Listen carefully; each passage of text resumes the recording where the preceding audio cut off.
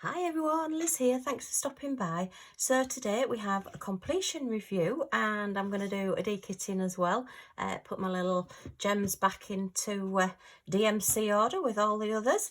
And yeah, I thought we'd have a look at this canvas. So this was sent to me, way back, I think in about March time.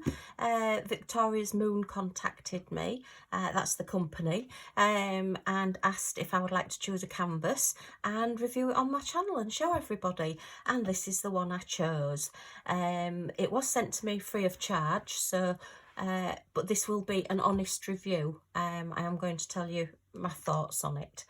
Right, okay, so as you can see, it's a gorgeous little raccoon in a tree stump, and I must admit, when it arrived and it was double-sided tape, I was like, I'm not a big fan of double-sided tape.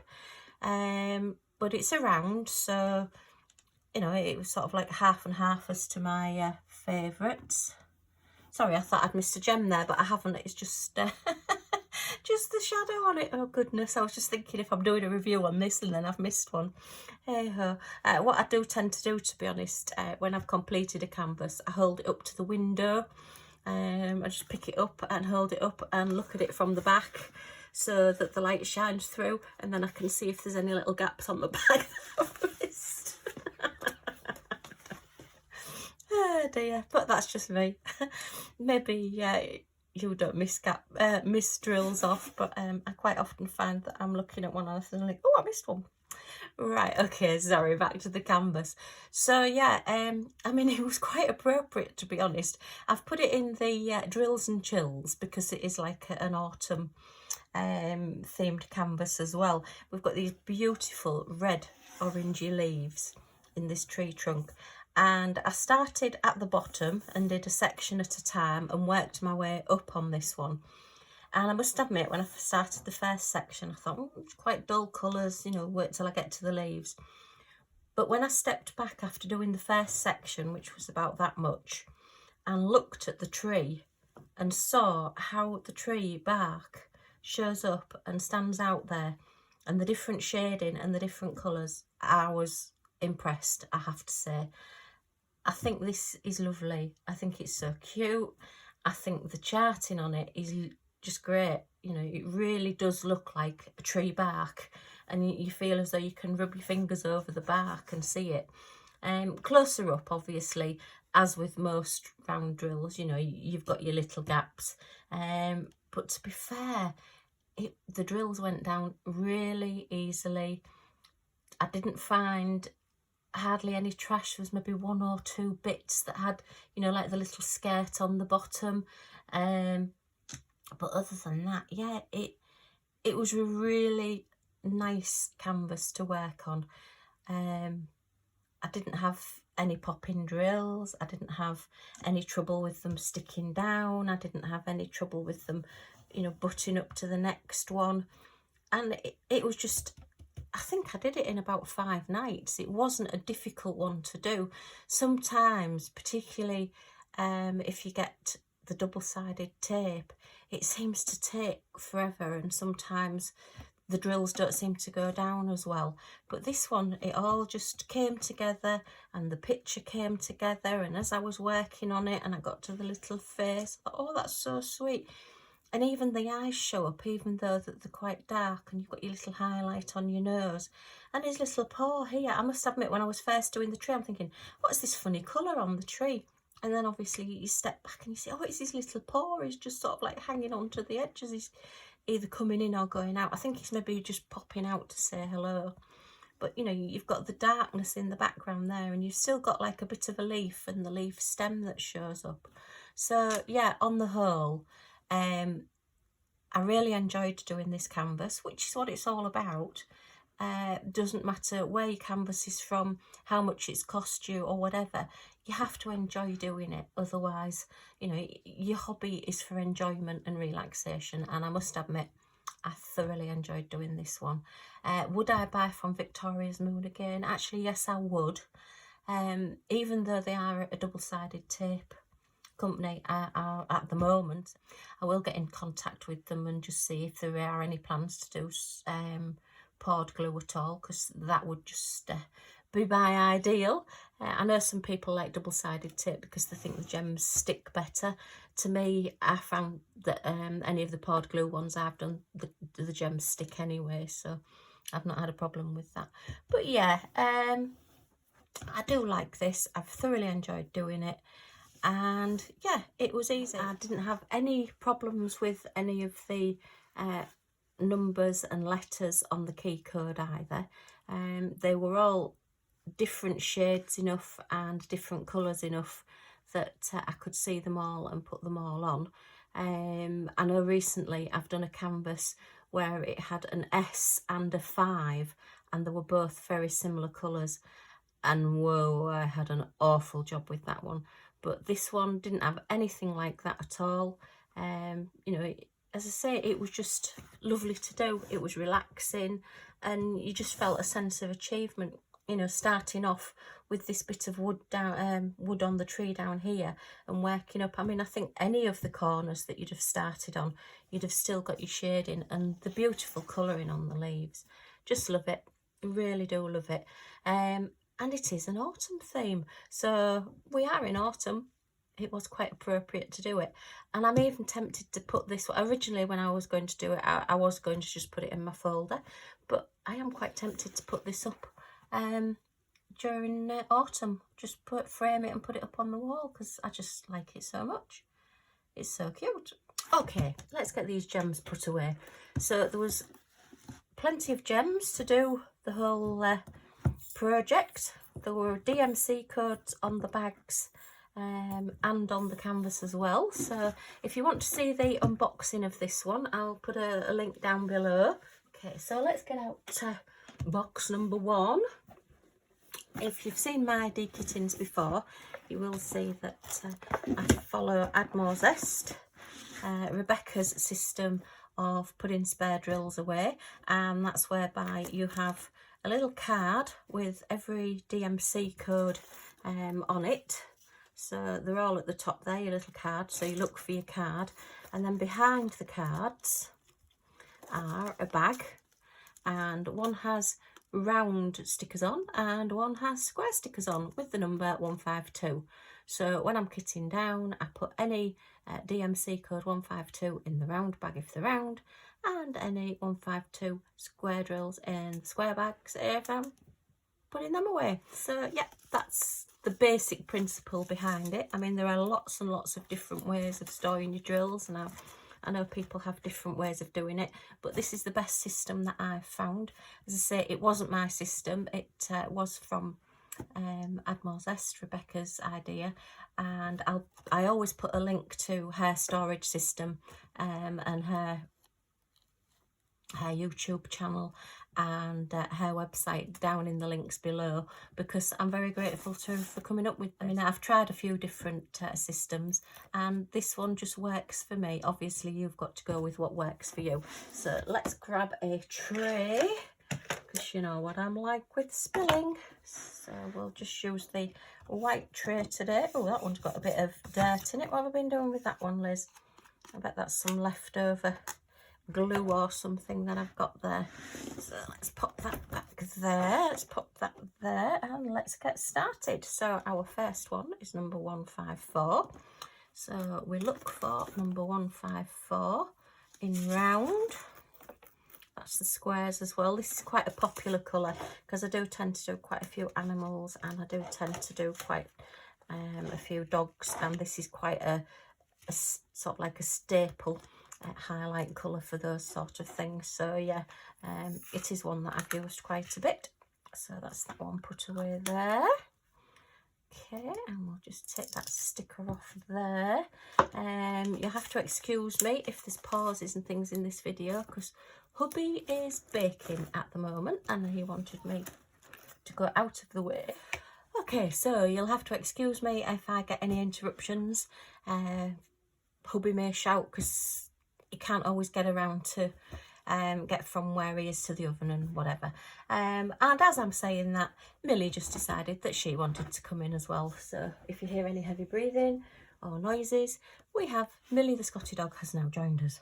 Okay, better not show the raccoon. She may decide she wants to chase it. Right, we've got some 310s. I have a lot of 310s, particularly in rounds. So my bag is full in here. As you can see, I can't fit any more in there. The squares are getting that way. Oh no, that's the glow-in-the-dark ones. The squares are getting that way as well. Actually, I want those out because I'm going to be using those on a project. Woo! So I'll keep those to one side as well while I remember. Okay, so let's have a look. The next one is 414, so quite a big jump for the next colour. We'll get that one out. So now we're settled. So still keeping half an ear open for hubby. Millie is now settling herself down on the bed. My spare craft room that just used to be full of craft stuff, I've condensed down tons now. So we have got a single bed back in here again because we have got quite a few grandchildren. So if they all wanted to come and stay at once, we needed the extra space and the extra beds. So we do have a bed back in here again now, but I still do have all my shelves that I keep my craft items on. Okay, where's 632? 632. So I hope everybody's doing okay. It's been a while since I've done a kitting down video. It's having the time at the moment to sit and actually film it, but I do need my containers so I can kit up my next two projects. They're both 20 plus colours, so I don't want to be using a 60 case, and I don't want to be putting two in one. Stop it, otherwise you'll go downstairs.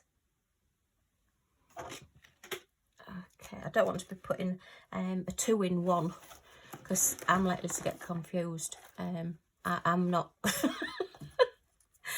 When I relax, I tend to get very relaxed, and my brain doesn't always keep up with me. And yeah, so having two different kits in one case, nah, I just don't think I could do that.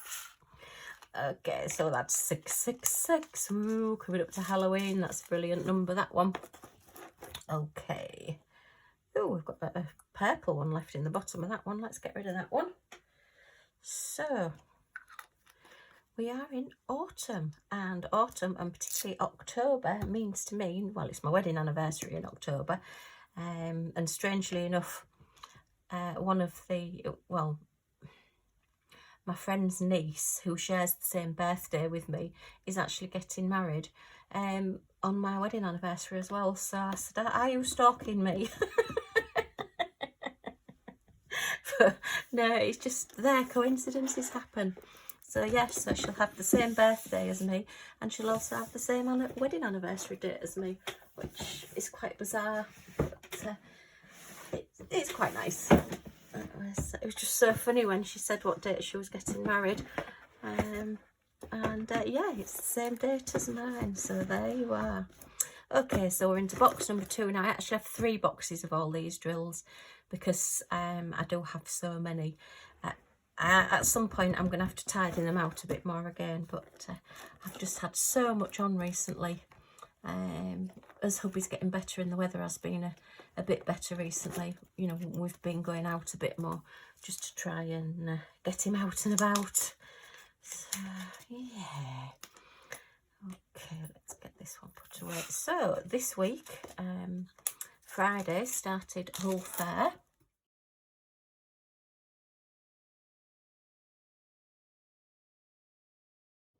And every year, the week that has the 11th of October in it is Hull Fair, and it is the largest travelling fair, or one of the largest. It always used to be the largest, but I'll say one of the largest because I'm not sure at the moment. Oh no, not that way. Travelling fairs in particularly Europe. I don't know about the world. I'm not sure what travelling fairs other countries have. But yeah, it's massive. I'll put some photos of some of our memories of it at the end of the video if you do want to see what Hull Fair looks like. But it is enormous. Anybody that's not been before just thinks, you know, it's going to be half a dozen rides. and a few stalls, but it is literally a whole street of stalls that go all the way from one end to the other, and they sell food and trinkets. And traditionally we used to buy what we called a fairy doll.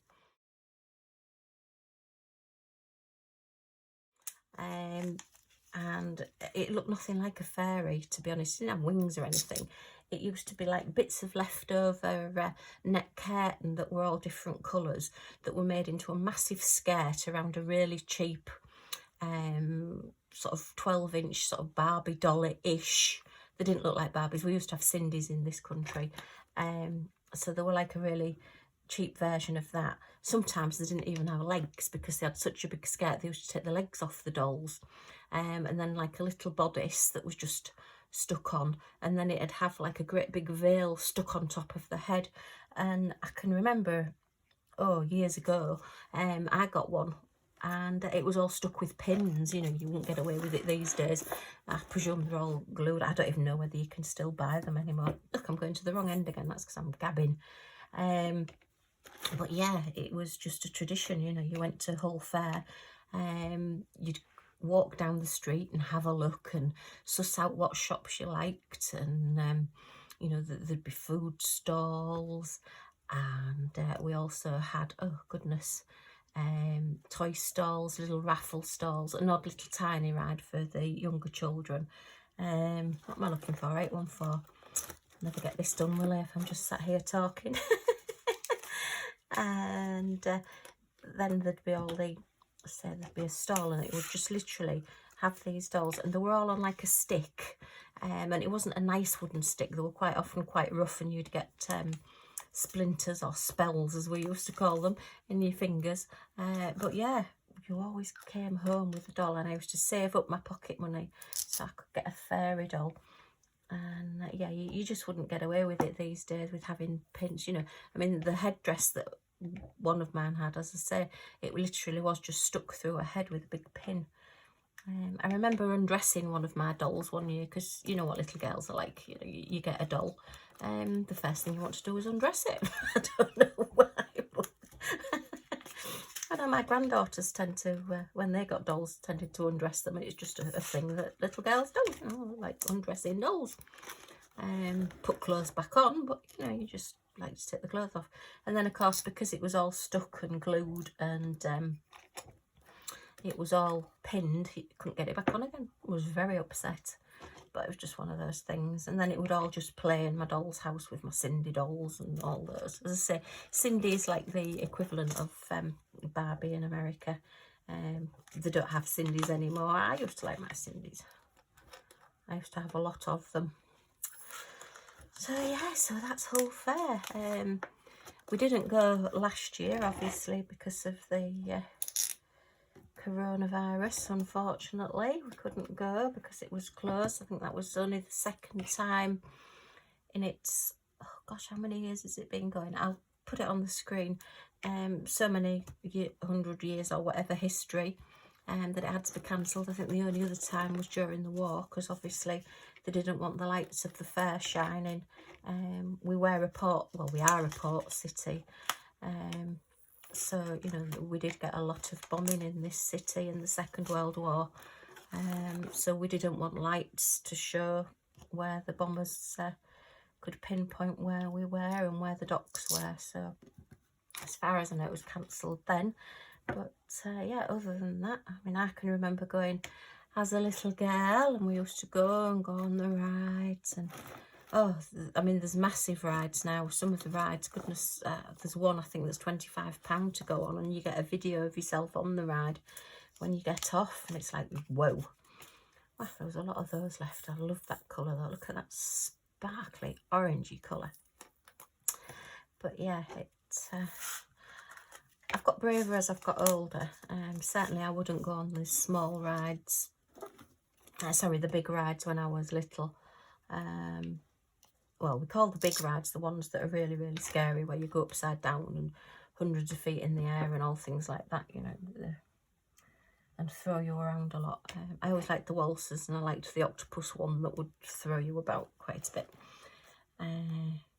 But yeah, as I've got older, I don't mind going on the bigger rides, although some of them I look at and I think, nope, you wouldn't pay me £1 million to get on that. But yeah, and then we have to take the children, and we took them until they sort of got to teenage years, and then they decided they wanted their friends to come. So we used to have the friends come and stay over, and we would then just take them to the fair and then wait for the phone call for them to be picked up, because it's not an easy place to get to. It's not in the centre of town, it's just away from the centre of town, and obviously we wanted to make sure they were safe as well. We did used to say that, you know, if it was after 11 o'clock then they would have to make their own way back, because when the children were younger, both hubby and I were working and having to be up early. So, oh, well, those last few go in there, I think they will.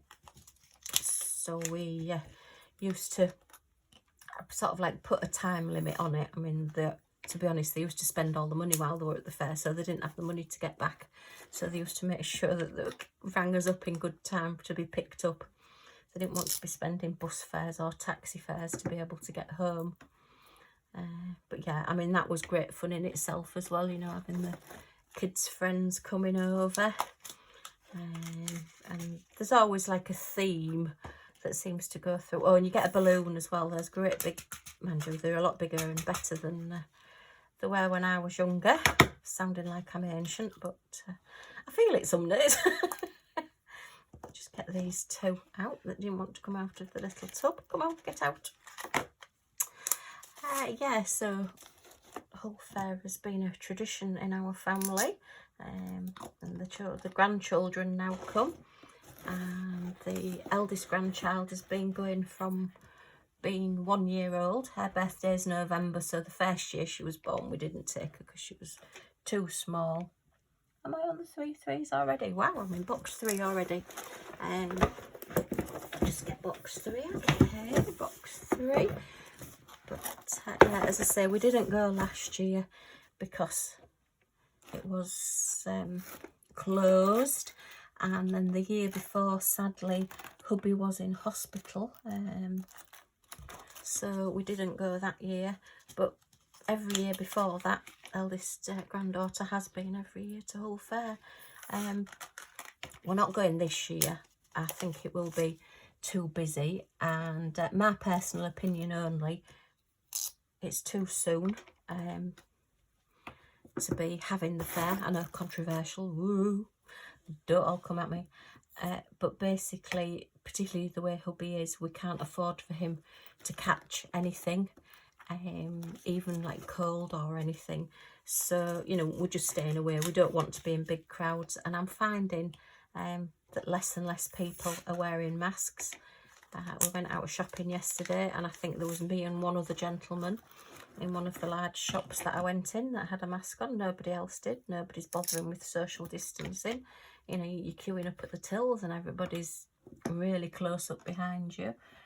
And I'm not sure that that's really the best way to go. But anyway, you know, who am I?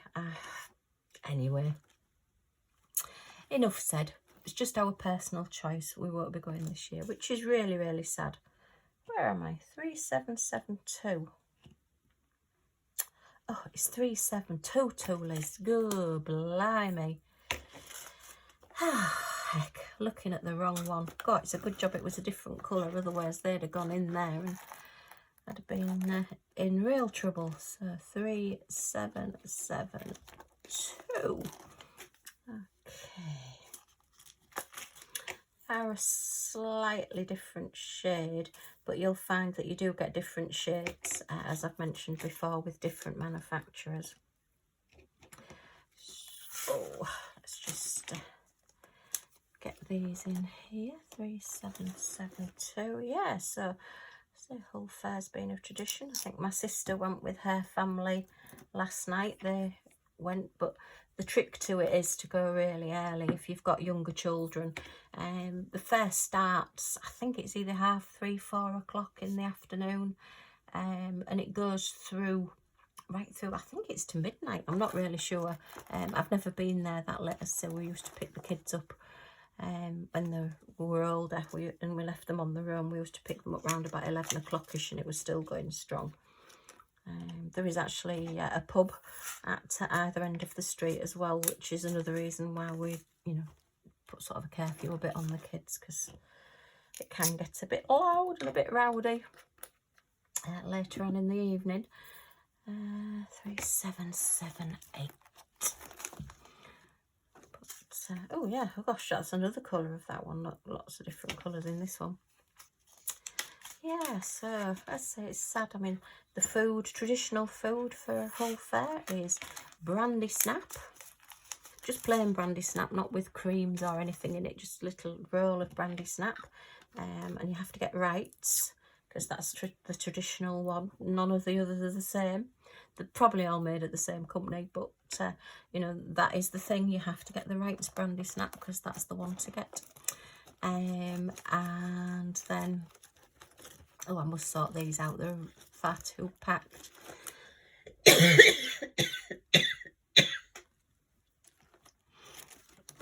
And then pomegranates. We always know it's Hull Fair because of pomegranates. I always came home with pomegranate. And a toffee apple, which is basically an apple on a stick with like this red toffee around it, which completely sticks to your teeth. And if it's a really cold night, then you would take one bite and it would all crack and fall off. Or if it was a warmish night, you would take one bite and all of the toffee would just come off the apple, and you'd just be left with the apple on a stick. And quite a sticky mess. And then coconuts. As with a lot of the fairs in the UK, I'm not sure about fairs in other countries, but we used to have what was called coconut shies. So you would have the coconut on like a cup, so it would be stood in a cup, well, not a cup, but like a metal cup on a stick, and you had to throw balls at it, and if you knocked the coconut off the out of the little cup onto the floor, then you won the coconut. There is an odd one. I think I've seen an odd one around, but it tends to be a bit more old-fashioned now. I don't think coconuts are something that people rave about quite so much. I mean, you know, you can buy a lot of coconut products these days, but yeah, we always used to get a coconut, and then my dad would have to get the drill out, and you would drill through like the eyes on the top. There's three like little dots on the top that they're called the eyes. I presume that's where it was connected to the tree. And you would pour the milk out, and coconut milk fresh from a coconut is delicious. And then Mum and Dad would have the joyous task of separating the coconut shell from the coconut. Excuse me a moment. Okay, and I'm back. Yeah, hubby's made some mince pies. They're sweet mince. It's like little bits of suet with raisins, currants and everything all mixed up together. It's a traditional sort of Christmassy thing really, but the mincemeat has just started coming into the shops, so hubby decided he wanted to make some mince pies. So yeah, I've just had to go and get those out of the oven for him, because I don't want him burning himself. He's too vulnerable. Okay, so we're coming on to the last ones now. So yeah, coconuts. That was always a tradition, and we used to, once we'd separated the white bit of the coconut from the shell, then you would keep it in a bowl of water, just really to keep it moist, and it was lovely. Fresh, there's nothing like fresh coconut. It's just absolutely delicious. I know you can get like your dried coconut, and you can get like the coconut, it's like a shaving of coconut and things like that, but a fresh coconut that you've just opened that still had the milk around the edges, oh, wonderful. Right, milk around the edges, milk inside, Liz. That's because I'm looking at these drills around the edges of this. Oh dear. So yeah, I'll miss it this year. We were hoping, oops, that wants to go behind. We were hoping that we'd be able to go and just wander around, but it's been on the television and it's just far too busy. Just don't risk it, sadly. So never mind, we'll maybe go next year and see what next year brings. Right, gosh, look at that. That is a really different colour to that. But yeah, it's the right one. So I'm just putting the same colours in. If it's the same number, it's the same number. I'm just putting them in because I'll end up with hundreds of bags of different ones. And if I need a colour, then what I would do is just tip those out into a tray for any that I've got missing and just pick out the ones that I need. It's the easiest way to do it. 3861. Why have I ended up with 3863 there? Look, get back in your right one. It's because these are too tight for this strip here.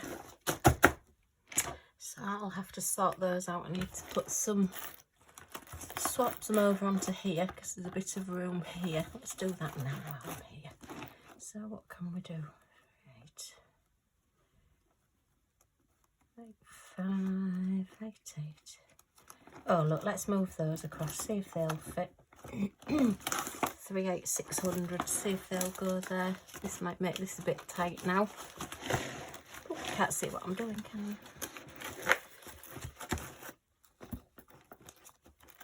Nope, that's made that too tight. So let's just move those, put those there. It is just a case of, as you start getting them, just fiddling around and trying to get them a bit neater. So mine are getting a little bit full. I think what I need to do as well is take my bags out and just squash them down a bit.